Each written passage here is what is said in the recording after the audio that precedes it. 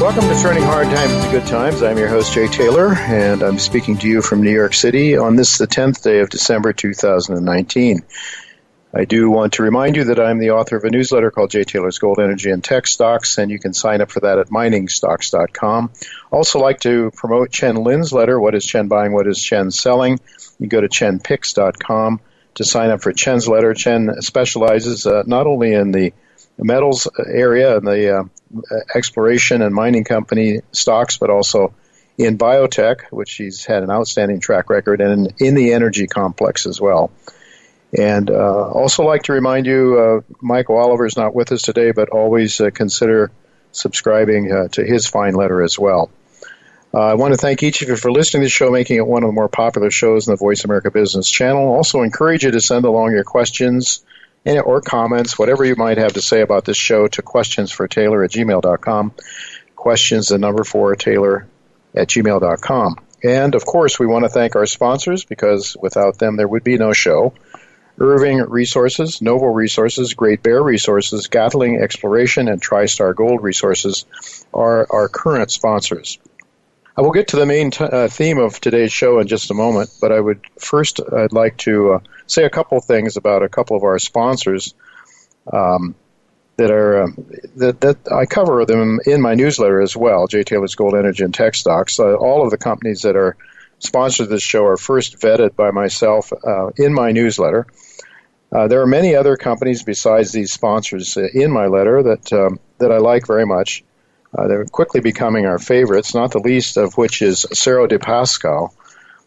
You can go to miningstocks.com, actually click on a link there that will allow you to read what I wrote for my subscribers this past week. I sincerely believe that Cerro de Pascal has a chance to become a major winner in 2020. The company is a new and very unusual story that is little known, and you won't likely hear a whole lot about it until after it closes on an acquisition, a Peruvian acquisition towards the end of 2020. It's expected to close.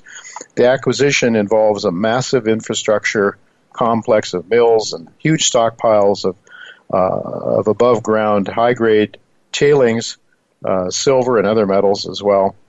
Now, this arrangement, this acquisition has been arranged whereby Vulcan Minerals, it's a company that's 94% owned by Glencore, is being sold to Cerro de Pascal, and it is largely, the shares are largely owned by Peruvians, but it is the shares are traded in Canada and in the United States. This is in part an environmental and reclamation story, but it also brings to Cerro de Pascal one of the largest silver deposits in the world. If my sources are correct, it means that Cerro de Pascal may soon be playing in the big leagues with some of the likes of companies like Hecla, Hochschild Mining, and Pan American Silver. It is a fairly complicated story, but you can get the basics by reading my report. Again, you go to miningstocks.com and click on the link that's there. On the front page, it's very easy to find. We'll talk about Cerro de Pascal. Regarding our current sponsors, Novo Resources is reporting some very significant breakthroughs in the use of dry separation technologies in processing nuggety gold on its Egina project. Subscribers to my letter are also familiar with why this is a story that I think could catapult Novo into becoming a major gold producer and or making it a takeover target at much higher prices than its current price of just under around $3 in U.S. money. Still, another extremely exciting story is Great Bear Resources. Chris Taylor, the CEO of Great Bear, will talk with us next week about how that company is planning to expand its current drill program from 90,000 meters this year, pushing that total up to 200,000 meters as we move through 2020. Great Bear is a spectacular story of success with only 4 kilometers of an 18-kilometer LP fault system yet to be drilled.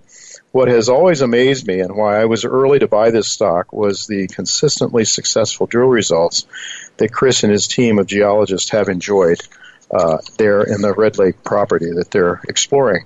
There are many more exciting gold exploration stories that are covered in my newsletter, Jay Taylor's Gold, Energy, and Tech Stocks. And again, it's miningstocks.com to sign up for my letter. Michael Oliver is not with us today, but I would like to pass along a couple of his thoughts on the major markets, in particular gold. that he talks about when he comes on our show. He'll be with me presumably next week. He'll be with us. But just regarding gold from a longer-term perspective, Michael said this past weekend that a long-term floor for gold in the range of 1425 to 1430 is what he sees. That said, he says if we were to close this month below 1416, that would be a justification for reducing long positions. Wouldn't be a bear market, but it would give him some reason for concern. Well, shortly before today's show, gold is trading at 1465 to 1466, and Michael is clearly not worried about an end of the bull market at this point in time. But these are numbers that he provides for his subscribers. I think it can be very useful in providing some guidelines in case things don't go the way we expect them to, onward and upward with the yellow metal. From a weekly momentum point of view, Michael suggests that if gold were to rise much above 1470, he thinks the next major move, at least testing the highs since 2016, would be in play. Michael is also keeping a close eye on both the dollar and the Bloomberg Commodities Index, believing that those two markets will have a major impact on the next major move in gold. Well, I've titled today's show, Are There Any Reasons for Optimism in 2020? By that I mean optimism in the mainstream financial markets. I am very optimistic on gold, very bullish on gold, as most of our guests are on this show. My guests today are Harry Dent, who visits us for the first time, and Jayant Bhandari, who was with us once before, at least once.